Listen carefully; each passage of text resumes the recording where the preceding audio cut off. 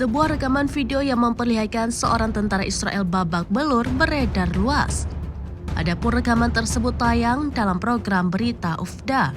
Tentara Zionis itu tidak berdaya seusai dikeroyok oleh militan Palestina.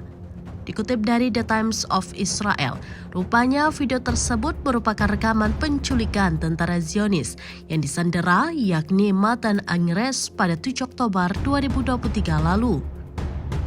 Dalam rekaman itu, Angres tampak bertelanjang dada dengan kondisi lemas. Ia dikepung oleh pria bersenjata di atas tank IDF. Rekaman itu diterbitkan atas izin dari keluarga Angres. Dilaporkan, rekaman itu diambil dari kamera yang terpasang di tubuh seorang militan Hamas. Media Israel juga merilis rekaman saat Angres diinterogasi. Dalam rekaman itu, Angres memohon agar segera dibebaskan.